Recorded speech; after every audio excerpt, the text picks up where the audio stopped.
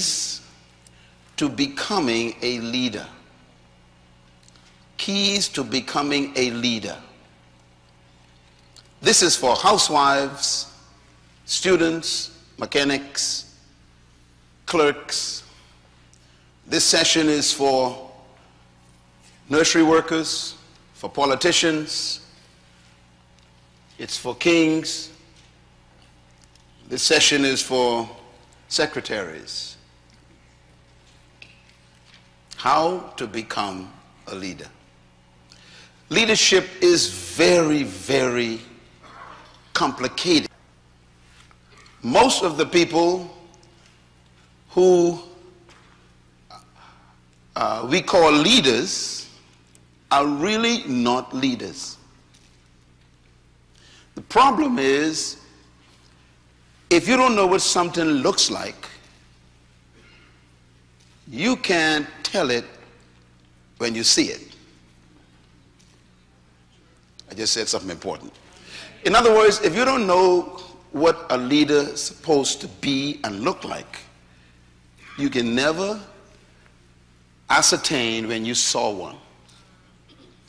So your definition and your concept of leadership is part of the problem of why we cannot find true leaders. I never used the word leadership. I used the word true leadership because 90% of the leaders you call leaders are not true leaders. These are normally people who are professional manipulators. They wield power. They threaten people. They have the element of force. They can force things that go their way. They have an oppressive spirit. And you call them leaders. True leadership is usually completely opposite to each of those elements. And we're going to talk about that today. I want to begin with a few comments about leadership as to what true leadership is. First, make a note of this. True leadership is not about control. It's about service. Secondly, true leadership is not about power. It's about empowerment.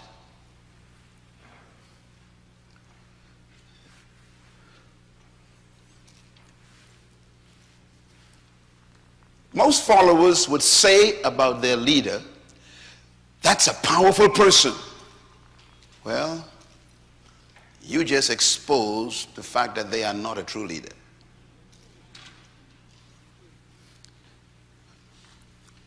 A true leader will have followers who say the opposite. That person empowered me. That's a true leader. That person made me great. That's a true leader. But we normally say the opposite. Oh, he's a powerful preacher. Well, did he make you one? Come on now. That's the question. Number three, leadership is not about manipulation. It's about inspiration.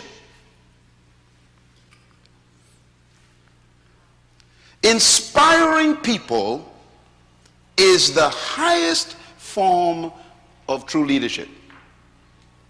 True leaders don't manipulate. They inspire people. Number four, leadership is really not about people. It's about purpose.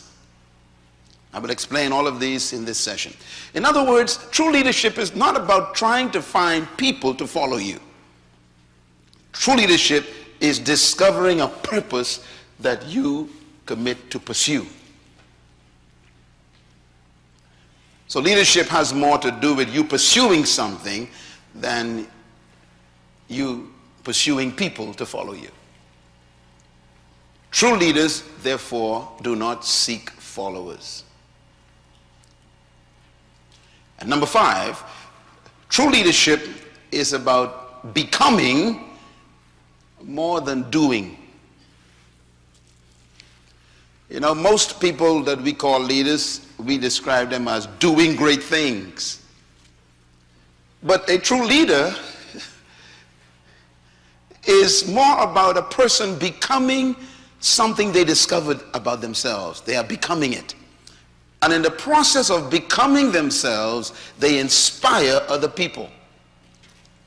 That inspiration is what influences the people, and they submit to the leader's vision. And so these are introductory thoughts about leadership. I want to talk a little bit about the kind of leadership that's destroying our world. These thoughts are so important. Number one, politics without principles. This kind of leadership is destroying our countries. Politics without principles. Your culture produces deal makers.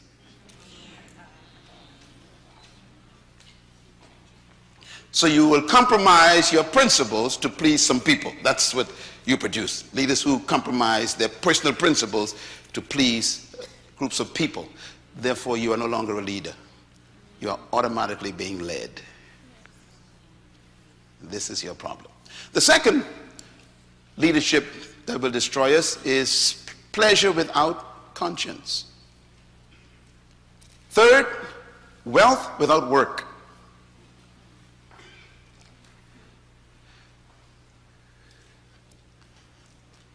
This kind of system will destroy a community when people would prefer to gain wealth without effort. And this is why I have my concerns about things like lottery,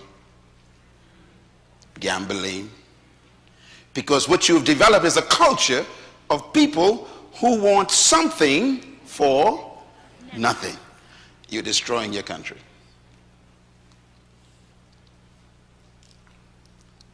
You know, a lot of smart people are using their knowledge to destroy. It seems as if the more intelligent we become, the more dangerous we become. People, for example, know the system so well that they can actually end up paying no taxes because they have knowledge you don't have. Number five, business without morality. This is what has destroyed our global economy lately. What have destroyed us is a few businessmen in New York saw an opportunity to make some loans to people who couldn't pay it back. And they knew they couldn't pay it back. So they were immoral in business. The rest is history. The world is still trying to recover.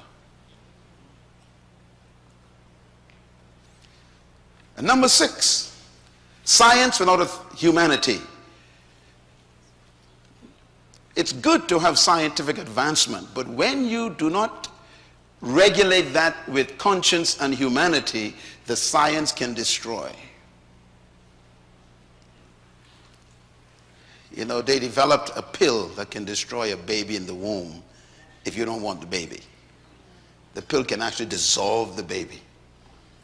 It's made in France. That's science without humanity. And then the last one is worship without sacrifice. That will destroy us. Worship without sacrifice. Mahatma Gandhi made these statements, and I love what he says here. He says, if we pursue God without willing to sacrifice personal pleasure, we are destructive. I think we've seen this in our experience, especially in what you call religion. Great spiritual leaders who claim to worship God at the highest level, but they cannot keep their zipper up. They cannot sacrifice self-discipline. That's destroying us.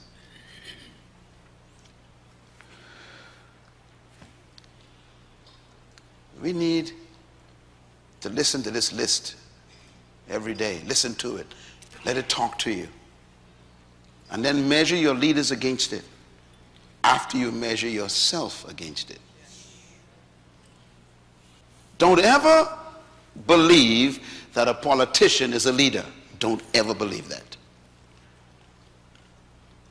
Because the system that we have produces politicians. It doesn't produce leaders. And so you can have a politician